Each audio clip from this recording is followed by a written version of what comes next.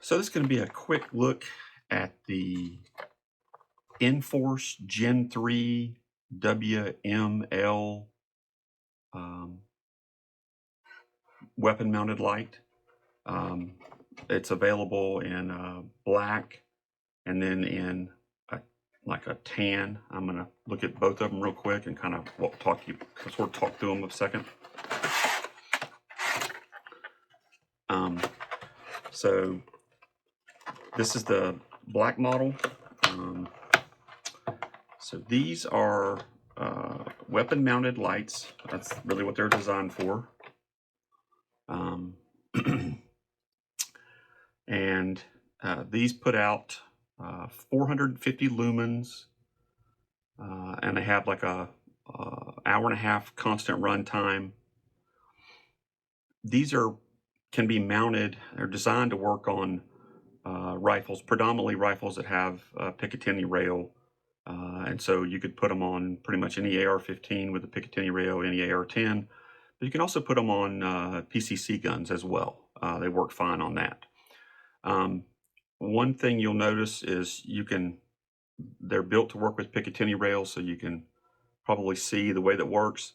And you can mount it either, this is the activation switch.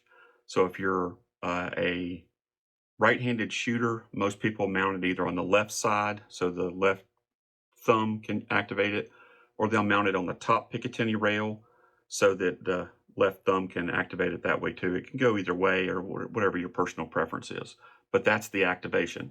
Now, when you get one of these and you open it out of the box, a lot of people kind of look at it and start pressing buttons and they realize, hey, it doesn't work. And that's by design, because before these are shipped, the bezel head here is unscrewed like a fourth of a turn, and that disables it. So if I screw it all the way down like so, it's now ready to go. There's these ship with a battery in them. They run on one single CR123A battery, and then they have 3 different settings. And I'm going to flip the lights off here a little bit, just so maybe you can get a better idea of what kind of light.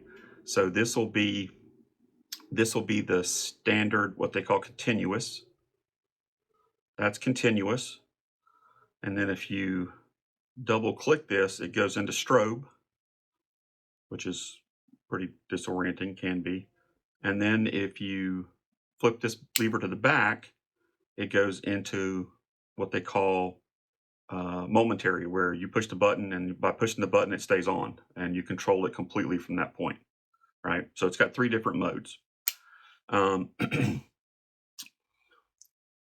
It has a safety switch. I'm going to turn the light back on so you can see a little better. It has a safety switch, and it actually has 2 safety switches. This one is just a safety cover to prevent accidental activation. But then you can also permanently disable it, like I said before, by turning this about 1/4 of a counter turn, and see, now it doesn't come on at all. So these are fairly easy to mount, and all you have to do is put it on the Picatinny rail where you want it, back this particular screw right here all the way out like so, mount it where you want it, and making sure that this one lone sort of slot is in one of the pick rail slots, and then you just start to tighten this down and it'll lock on. They stay on pretty well. Sometimes people talk about putting a little blue Loctite on this to make sure it stays on. I haven't had a problem with it. But as far as as far as rifle lights go, these are actually pretty good lights. I've got a couple on different rifles, and they're pretty good. They're 450 lumens, and a lot of people look at 450 and go, it's not very bright. So you can actually see with one of these about 500 feet. So it's stronger than you probably think. But that's the black, and then this is the tan. And it's not really complete tan. It's kind of half and half. The bezel is still black, the button is black, but the rest of the body is the tan. And that's how they look side by side. They function identical. They're exactly the same light, just in slightly different colors. The model number on these is IF71011. Again, these are Gen 3. Inforce also has a Gen 2 version, but you won't really find those available anymore. They've kind of phased those out. The Gen 3s are a much better design anyway. If you saw me doing the strobe demonstration, if you don't like the strobe, you can actually disable it completely so it only has 2 light modes. But if you're looking for a an affordable, like I said, rifle light, or pistol caliber carbine light, and you don't want to spend a fortune, then these might be worth checking out. They make a nice light. They run well. They're fairly durable.